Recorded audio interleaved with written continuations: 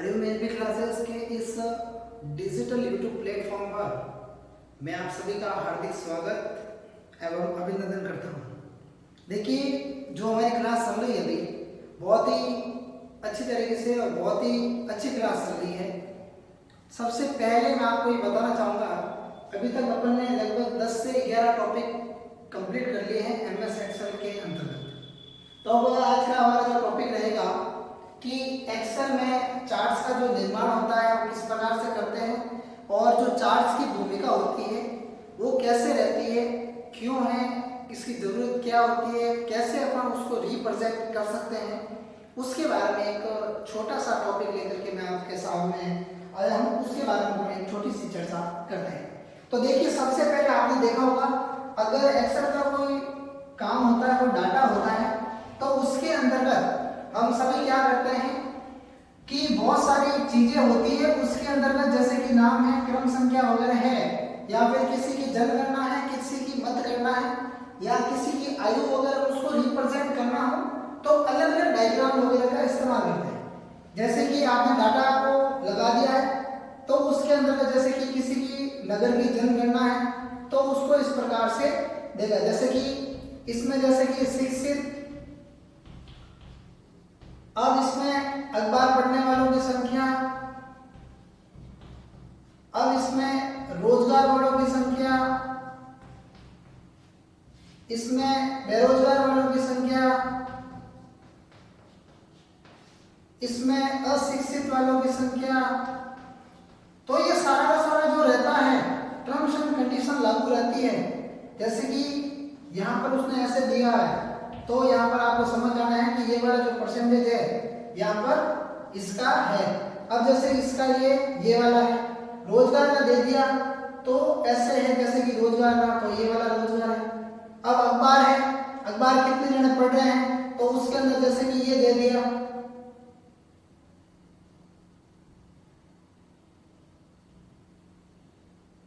अखबार, तो इसमें जैसे कि अखबार का इस हिसाब से अपन उसको रिप्रेजेंट कर सकते हैं इसमें। तो ऐसी बहुत सारी जो बातें होती हैं उसको रिप्रेजेंट करने का जो हमारा तरीका होता है वो इस चार्ट के माध्यम से अपन कर सकते हैं। तो हमें ये ध्यान में रखना चाहिए कि हम किस प्रकार के डाटा को इसमें एंटर कर रहे हैं और उसका जो परिणाम हमें कैसे प्रतीत हो रहा है, कैसे मिल रहा है। किसी किसी में आपने देखा होगा इस प्रकार से ग्राफ का निर्माण होता है और किसी किसी में आपने देखा होगा कि ग्राफ का निर्माण जो है इस कोरिंग के अनुसार होता है,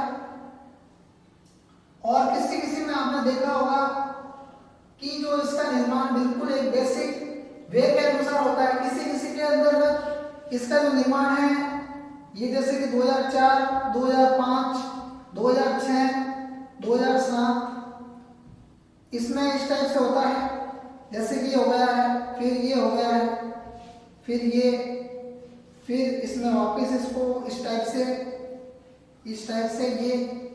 तो ये जो सारा का सारा खेल होता है वो सब इस ग्राफ की कंडीशन और टर्म्स के अकॉर्डिंग होता है। तो हमें हमेशा इसको समझना चाहिए और इसी के अकॉर्डिंग कार्य करना चाहिए। अब अपन जो है बातचीत करते हैं इसी के रूप के अंतर्गत कि कौन कौन सी टाइप के जो है चार्ट वगैरह होते हैं और उसका यूजेज वगैरह किस टाइप से अपन को लेना चाहिए। तो अपन जैसे कि देखिए बातचीत करते हैं इसी टाइप के अकॉर्डिंग। तो देखिए, सबसे पहले अपन किसके बारे में बातचीत करेंगे, इसके बारे में बातचीत करेंगे कि एमएस एक्सेल के अंदर में जो भी डाटा होता है वो सारणी के रूप में अगर एंटर किया जाता है तो हम उसे चार्ट के रूप में प्रदर्शित कर सकते हैं। इसके चार्ट के रूप में प्रदर्शित करने का तात्पर्य ये है कि एक तो होता है प्रभावशाली, इसका प्रभाव बहुत अच्छा हमें लगता है। एक होता है रोचक, दिखने में अच्छा लगता है। कार्य करने की जो क्षमता होती है बहुत ही अच्छी होती है, देखने में सुंदर और प्रभावशाली, स्वच्छ रहता है, अपन को पता चल जाता है ये वाले आंकड़े हैं इसके अंदर इस प्रकार से होंगे। तो अब चार्ट के प्रकार के रूप के अंतर्गत अपन बातचीत करने का प्रयास करते हैं। तो चार्ट के प्रकार हैं लगभग बहुत सारे, 4 से 5 प्रकार है, लेकिन जो डेली रूटीन के अंतर्गत काम आने वाले हैं उसके बारे में अपन वर्णन करते हैं। सबसे पहले आपके आता है कॉलम चार्ट। इस चार्ट का नाम है आपके कॉलम चार्ट। देखिए कॉलम चार्ट के अंतर्गत क्या होता है कि उस साल के अंतर्गत या किसी कक्षा के अंतर्गत बालक बालिकाओं की संख्या या फिर उस कक्षा के अंतर्गत विषय अनुसार उसकी संख्या का निर्धारण अगर करना हो तो इस कॉलम के माध्यम से कर सकता है। जैसे कि मैथ्स के अंतर्गत ये है, इंग्लिश के अंतर्गत ये है, हिंदी के अंदर ये है, और सोशल साइंस के अंतर्गत ये है, और साइंस के अंतर्गत ये है, और संस्कृत के अंतर्गत आपके ये वाला जो टारगेट रहता है। इस टाइप से जो है निर्माण होता है कॉलम चार्ट का।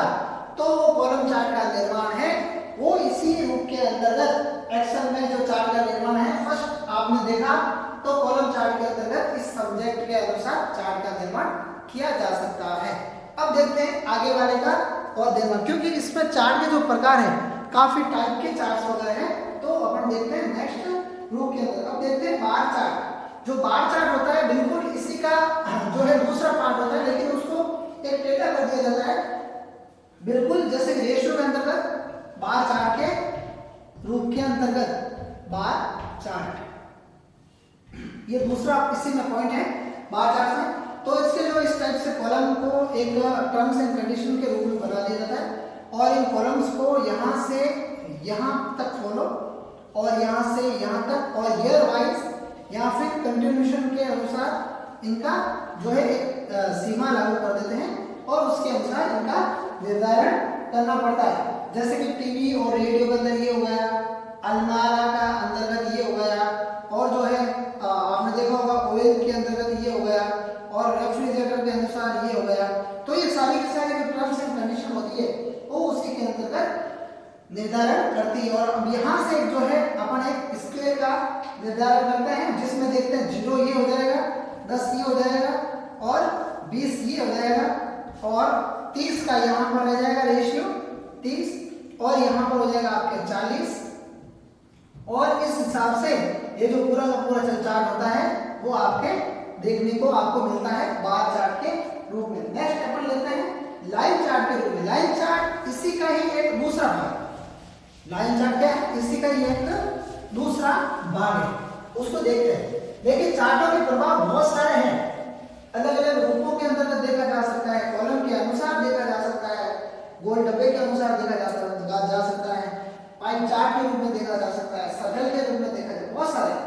अब लाइन चार्ट में आपको इसमें देखना होगा सबसे इंपॉर्टेंट ईसीजी कोई करवाने जाते हैं हृदय की धड़कन नापने के लिए, तो उसमें जो है लाइनों का विशेष महत्व रहता है। तो अब कैसे, जैसे कि ये वाला लाइन चार्ट है। अब आपने देखा जो भी आईटी के अंदर जो ट्रेड होता है, जैसे सबसे पहले लेते हैं कोपा, फिर आता है आपके इलेक्ट्रिशियन, फिर है मैकेनिकल डीजल, फिर आपके आता है वेल्डर। इस जो सारे जो है ट्रेड्स वगैरह इसमें निर्धारित किए हुए होते हैं, और इसी के साथ साथ इनका जो परसेंटेज जो का जो रेशियो रहता है, ये यहाँ से 0, 10, 20, 30, 40, 50, 60, 70, 80 इस टाइप से जो रहता है। फिर इसके सामने जो है लाइनों का एक रेशियो बना हुआ रहता है, और उस रेशियो के अंतर्गत लाइनों का नंबरिंग चलती रहती है, और जो पूरी जो स्केलिंग होती है वो इसके अंतर्गत निर्भर करती है, और इसमें पता लग जाता है कि भाई कितना रिजल्ट कितना रहा। जैसे कि कोपा का जो रिजल्ट अगर रहता है किसी ग्रुप के अंतर्गत, तो जैसे कि हाई ग्रुप के अंतर्गत रहता है अगर 60% कोपा, फिर जो है वापस और गया ऊपर, फिर वापस और फिर अगर और गया इसका ऊपर, तो ये इस टाइप से, या फिर किसी अंतर्गत इस टाइप से रहता है, ये इस टाइप से, फिर इसी में इस टाइप से। तो ये जो रिजल्ट के ऊपर डिपेंड करता है, तो हमें इसको देखना चाहिए। अब नेक्स्ट आता है आपके पाई चार्ट के अंतर्गत। देखिए पाई चार्ट जो मैंने आपको पहले सिखाया था, पाई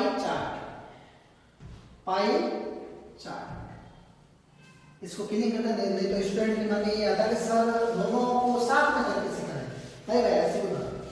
देखते हैं पाई चार्ट में इस टाइप से कॉलम कर देंगे, गोला, सर्कल, और इसी में आपको देखने को मिल जाएगा कि हाँ भाई जैसे कि ये वाला जो ट्रेड है पूरा किसका है, कोपा का है, कोपा में ये वाला जो जैसे ट्रेड है इस टाइप से लाइनिंग के अंतर्गत ये है फीटर का, फीटर का।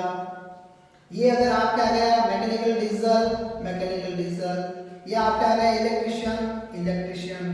तो इन सब का जो है एक ये रहता है आपके पाई चार्ट के बारे में। अब अपन जो है नेक्स्ट इसी के रूप के अंदर चलते हैं और जो भी चार्ट्स वगैरह हैं, अब वैसे बहुत सारे स्कैटर चार्ट्स हैं, एरिया चार्ट है। अब जो स्कैटर चार्ट्स के बारे में अपन बातचीत करते हैं। जो देखिए स्कैटर जो चार्ट्स होते हैं इसमें स्कैटर चार्ट्स जो भी चार्ट्स है सभी के बारे में मैं आपको बताने का प्रयास करूंगा। और अगर इसमें ज्यादा आपको देखना हो तो आप अपनी बुक्स में से भी देख सकते हैं, नोट्स कर सकते हैं, इंटरनेट पर देख सकते हैं। देखिए इसमें क्या जो चार्ट होता है इसका निर्धारण इस प्रकार से किया जाता है। इस प्रकार से एक बक्सा नुमा कॉलम टाइप रहता है और उस बक्सा नुमा कॉलम टाइप के अंतर्गत इन सभी के अंतर्गत ये वाला जो है संधारण निर्धारण किया जाता है। ये देखिए हो गया।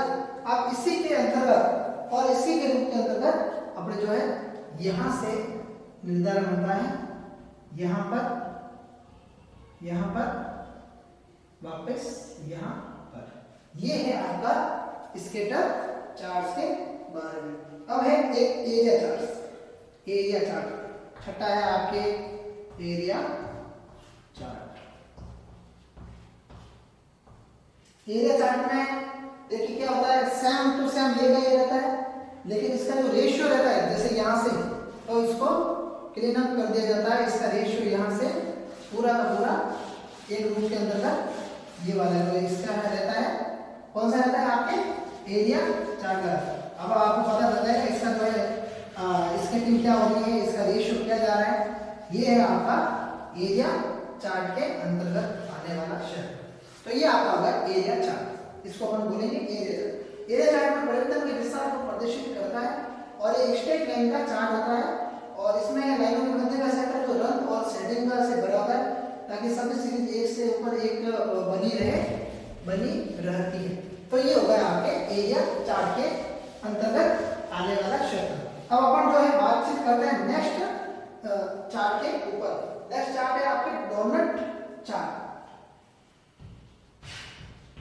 डोनट चार्ट कौन सा चार्ट है, डोनट चार्ट। और ये चार्ट नंबर आपके कौन सा है, 7 चार्ट, 7 नंबर। देखिए डोनट चार्ट में क्या होगा कि बिल्कुल पाई चार्ट की तरह होता है, लेकिन ये चार्ट एक अधिक डाटा सीरीज को प्रदर्शित करता है। देखिए जो पाई चार्ट होता है वो बिल्कुल इतना रहता है, लेकिन ये डोनट चार्ट अलग से एक अपना एक जो टारगेट बनाता है और इसको अपने डोनट चार्ट का नाम दे सकते हैं। इस टाइप की जो गतिविधि होगी, मतलब एक गोले के अंदर एक गोला और उसी की जो एक संरचना बनाता है जो डोनट चार्ट के अंतर्गत आता है। इसी रूप में अपन बातचीत करते हैं रडार चार्ट के बारे में। देखिए रडार चार्ट जैसा कि नाम से प्रतीत होता है कि इस चार्ट के अंतर्गत प्रत्येक बिंदु के संबंध में डाटा के मानों को दर्शाता है। इसमें सबसे जो इम्पोर्टेंट बात रहती है वो ये रहती है कि इसका जो चार्ट का जो प्रकार है थोड़ा इस टाइप से रहता है। इसके अंतर्गत जैसे कि आपने देखा होगा कुछ संबंधित जो एरिया होता है उसके अंदर इस टाइप से जो है इसका क्या हुआ रहता है, मान दर्शाता रहता है। तो ये वाली जो चीज रहती है वो जो है इसके अंतर्गत सबसे इम्पोर्टेंट रहती है। तो हमें यह भी देखना चाहिए कि इसमें क्या चीज हो रही है और इसमें क्या चीज नहीं हो रही है। अब इसी के साथ साथ इसमें सबसे इम्पोर्टेंट जो पॉइंट रहता है इसमें कि रडार चार्ट का जो रेशियो ये रहता है। अब जो है सबसे पहले अपन देखेंगे इसमें कि कॉलम चार्ट को कैसे बनाते हैं। अब कॉलम चार्ट को बनाने का जो है इसमें तरीका क्या है उसके बारे में अपन थोड़ी सी बातचीत करें। हालांकि बड़ा टॉपिक नहीं है। अब कॉलम चार्ट को किस प्रकार से बनेंगे उसके बारे में अपन चर्चा करते हैं। कॉलम चार्ट क्या लिखेंगे, कॉलम चार्ट। देखिए कॉलम जैसे कि नाम से प्रतीत हो रहा है कि इसमें बातचीत करेंगे अपन इस टाइप से, इसमें बातचीत करेंगे इस टाइप से, कैसे इस टाइप से बातचीत, ठीक। ये बन बात। अब इसमें क्रम संख्या 1 2 3 4 5 6 हो गया। यहाँ पर जैसे ट्रेड का नाम हो गया, कॉपा आ गया, इलेक्ट्रिशियन आ गया, फिटर आ गया, टर्नर आ गया, मोटर मैकेनिक आ गया, ये आपकी ट्रेड है। इसमें ईयर आ गया आपके 2008, 2009 के अंदर, ये इसमें 2010 के अंदर, 2011। ये जो है इसमें आपको एक रख देंगे, सबसे पहले क्या रख देंगे इसमें ये रखेंगे कि आपका जो रिजल्ट है किस प्रकार से रहा। यहाँ पर ट्रेड का नाम, यहाँ पर जो है सीरीज नंबर, यहाँ पर सारा है। जैसे इसमें कि 79%, इसमें 80%, इसमें 89% और इसमें 95% की कोपा का रिजल्ट रहा। इलेक्ट्रिशियन में रहा जैसे कि 81, 80, 92 और 96। इसमें जैसे फिटर में जैसे कि रहता आपके 100%, 92%, 98% और 99%। टर्नर के अंदर जैसे रह गया 69%, 75%, 98% और 100%। तो जैसे कि मोटर मैकेनिक में 100%, 100%, 99% और 100%। तो ये वाला जो टारगेट है लेकर के अगर अपन चलते हैं तो इसको अपन कहते हैं कॉलम चार्ट। तो देखा आपने कॉलम चार्ट के बारे में। अब अपन एक बिल्कुल नेक्स्ट जो है बातचीत करते हैं इसमें ईयर के अकॉर्डिंग, इसी के अंतर्गत कि कॉलम चार्ट के अंतर्गत भी इसमें रहता है कि सबसे पहले चार्ट के प्रकार को अपन किस प्रकार से बदल सकते हैं। तो उसमें आपके चेंज चार्ट टाइप के अंतर्गत जाकर के चेंज राइट बटन दबाएंगे आप, चेंज माउस का राइट बटन क्लिक करेंगे और उसमें चेंज चार्ट का एक ऑप्शन होता है, उसके अंदर जाकर के इसकी जो है सेटिंग को आप बदल सकते हैं। ये इसमें सबसे महत्वपूर्ण बात होती है और सभी को आपको जानना जरूरी। अब जो एलिमेंट पर जो है रिजल्ट किस प्रकार से दिखता है तो वो भी मैं आपको एक छोटा सा बेसिक रूप से मैं आपको समझाने का इसमें प्रयास करता हूँ। अब देखिए कि जो चार्ट का एलिमेंट रिजल्ट रहता है वो रिबन के अंतर्गत रहता है। किसमें रहता है? रिबन के अंतर्गत रहता है। अब जो पाई चार्ट का जो निर्माण है वो आप जैसे टेबल के अंतर्गत आप बना सकते हैं। अब जो चार्ट विजार्ड है, चार्ट विजार्ड, उसके बारे में अपन थोड़ा सा देखने का प्रयास करते हैं। चार्ट विजार्ड में देखिए कि चार्ट विजार्ड डायलॉग बॉक्सों की एक श्रृंखला होती है जो एक नया एवेंडेड चार्ट बनाने अथवा किसी दिए हुए चार्ट सेटिंग में परिवर्तन करने के लिए बहुत ही आवश्यक होता है। इसमें जो इसके अवयव कौन कौन से हैं उसके अंतर्गत अपन बातचीत करते हैं। सबसे पहले टाइटल्स के बारे में बातचीत करते हैं। टाइटल्स के बारे में बातचीत करते हैं। टाइटल्स देखिए, सबसे टाइटल होता है किसी भी चीज का सबसे ऊपर लिखा जाता है, वो होता है टाइटल, मतलब मुख्य बिंदु आपके क्या है। दूसरा अपन बातचीत करते हैं इसी में कि एक लाइंस होती है उसको कहते हैं ग्राइड लाइंस कहते हैं, ग्राइड लाइंस कहते हैं इसको।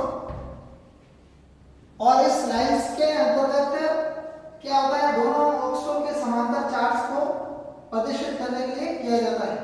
डेटा लेवल्स होता है, क्या होता है, डेटा लेवल्स होता है और इनका प्रयोग जो अपन ग्राफिक्स के साथ आंकड़ों को प्रयोग करते हैं। क्या किसमें कहते हैं?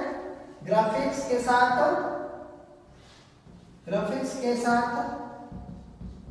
आंकड़ों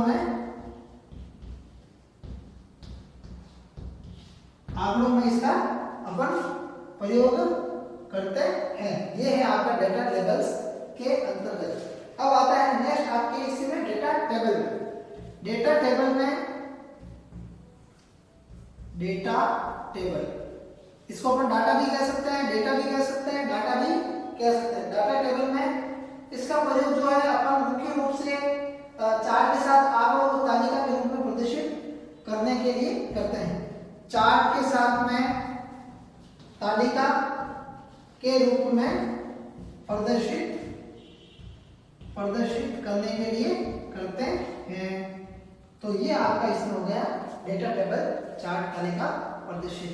तो ये आपने देखा टोटली वे के अंतर्गत कि बिल्कुल ही एक सबसे इम्पोर्टेंट जो पार्ट था उसको आपने देखा और अपने इसमें बहुत ही इम्पोर्टेंट जो है आगे रहने वाला है तो उसको भी अपन एक देखने का प्रयास करेंगे। तब तक के लिए, आज तक के लिए अभी तक इतना ही। अपन नेक्स्ट वाली क्लास में मिलेंगे बिल्कुल एक नया टॉपिक लेकर के। तब तक के लिए